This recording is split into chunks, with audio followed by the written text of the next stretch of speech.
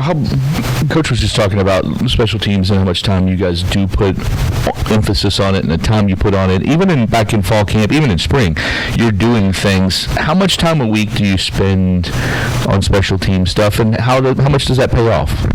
Well, the biggest thing, not only the time, but the players that we have on there. We don't just have freshmen and backups on there, which we use a lot to get those guys playing time and get them experienced in that stuff. But the other day, Coach Brown came into me and I was like, hey, we got these guys that hurt and this and that, and we got depth issues here and there. And he's like, that's not your problem.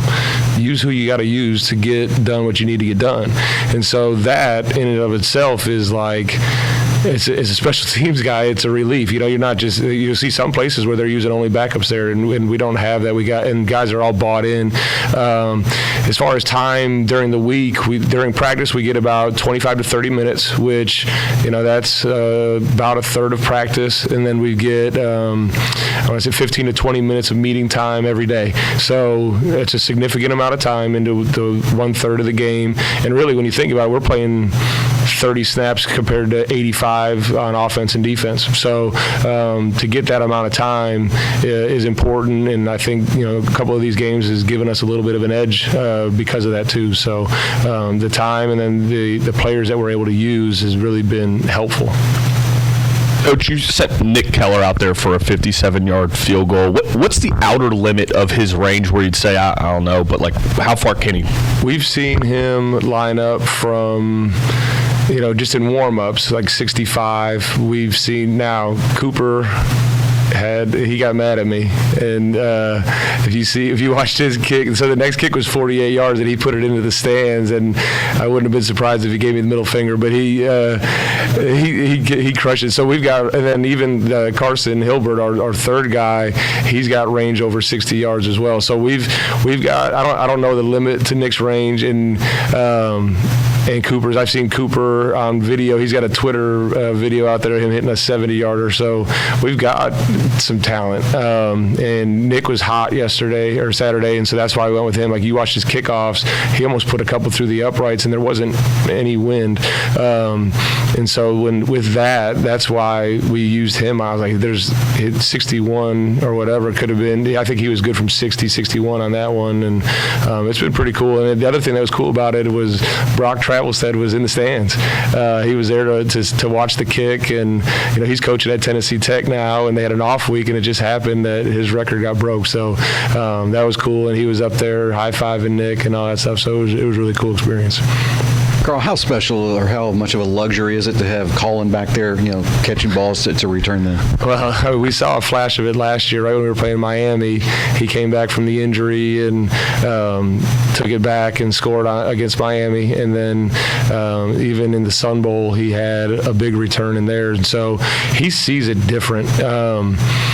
When we go in practice, the offense is in red and defense is in white. Or excuse me, the defense is in red, offense is in white. And then we go special teams, there's a mix. And somehow, when we do the drill work, he is able to differentiate who's on the return team and who's on the cover team and find his way through. His vision is, I've never seen anything like it. He's really, really talented. And it's been awesome, and he's got a great attitude about it. It's never the game was starting to get out of hand, and he goes, I just want one more. I'm like, no, you're done.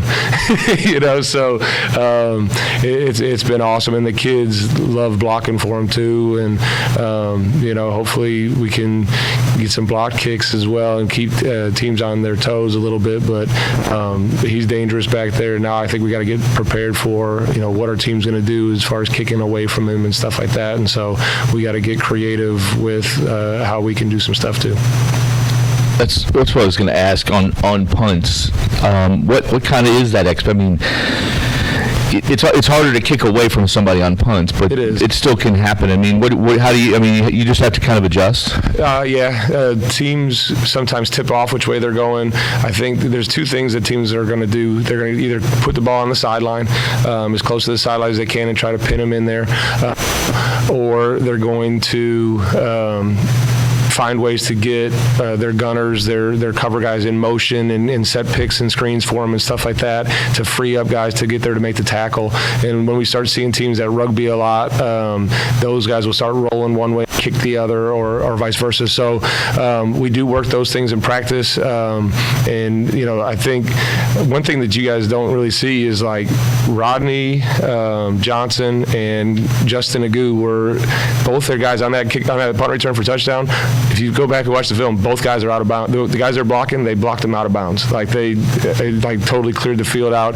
By the time Colin got his balance back, there was 15 yards of space between him and those guys they were covering down, and that was those guys. They were just kicking butt up and down the field, and they've done it 3 games in a row now. So we just got to now anticipate, all right, they're going to try to pick those guys off, and we got to find ways to get them to stay on their guys and be creative in doing that. Coach, as a special teams coach, you probably can't have too many good kickers, but is there a point where you have too many good kickers? do you have a lot of competition during the week to determine those things? We have the competition during the week. Cooper's been super consistent. I mean, I think he's got the best start in school history, right? So he's been super consistent. And I think one of the things we tried to do early on is keep him shorter so he can get confidence. And then you got Nick for the longer field goals. I don't know how much longer that can hold out, but it's not a problem for me. It's going to be where it's going to be a problem is, you know, you've got only one kicker at a time, unless we get really creative. I don't know. I don't know how we do that, but it's just a matter of, you know, we've got selfless guys that are working hard and just waiting for their opportunity, and then that forces the other guys to fight their butts off to keep, you know, their jobs and stuff like that. And I think we've shown in years past where we've used multiple guys. And it's not a matter of, all right, this guy's bad, so we're going to put the other guy in and he's fine. No, it's, hey, like just like on defense, we're going to take a linebacker out and put another linebacker in. It doesn't mean your career's over. So they do have that mindset where, yeah, it's a little bit relaxed, but at the same time, it's super high pressure where they want to keep their jobs, and it's been awesome. It's been a really good, fun competition. It's kind of a general question, but is there a major difference between returning punts and returning a kickoff? Is there a different skill set or something different in the mentality of a punt returner that you see? Yes. All right, so one, I think catching a punt, especially at this level in the NFL, is like one of the hardest football skills there is. They're like, because the ball doesn't follow a normal trajectory, right? It'll hit a certain, when it hits its peak, depending on where the nose of the ball is, it'll change its direction of flight and all that stuff. So it's not like just being a center fielder. It's a little bit more than that. So that in and of itself makes it harder than a kickoff where it follows an easy arc. Then the other part is it's shorter kicks, right? And so the gunners, the cover guys get down there a whole lot faster. So you have to have a little more courage just to catch it. And then the vision is a little bit different when you get there. The spacing's different.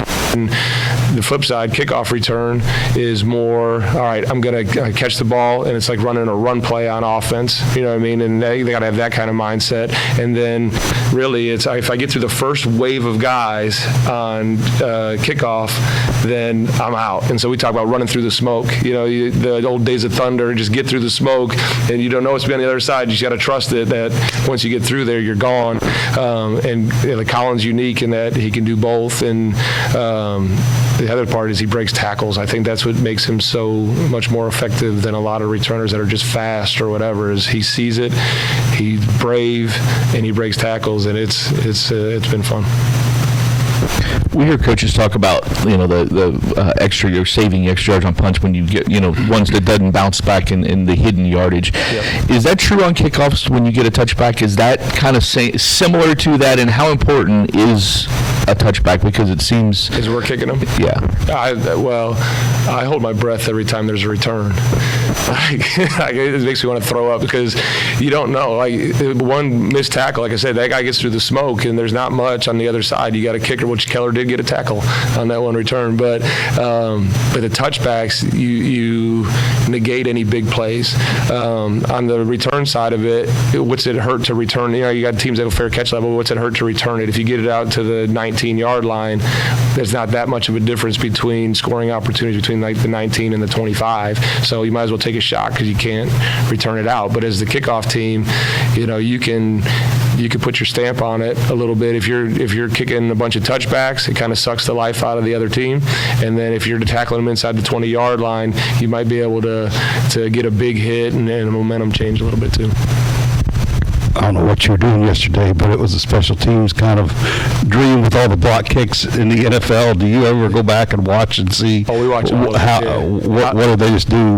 How did this work? You know? Yeah, the blocks in the NFL are a little different on punt blocks because of all the different the way they protect and their rules and stuff like that. But you get we watch. Like I'll get texts all day long, especially on Sunday. Did you see, or on Saturday night after the game? Hey, did you see this play? Did you see this play? Did you see this play? And a lot of it's like the same plays over and over again. But it's awesome because it's all coming from coaches and then like random players, quarterbacks or whatever, sending me stuff. And so I get to see all of it. And we do like the Colts versus the Broncos when they had the leverage. The rules not the same in college, but we went over that with our players and stuff like that. Just stuff to be aware of, and like situations come up all the time. So we try to use all of that film, and they love watching the NFL film too because. And if they're doing that, well, I want to do it. So all of that has been really helpful. Being able to have access to all that stuff too is really helpful. Good. All right, thanks, guys.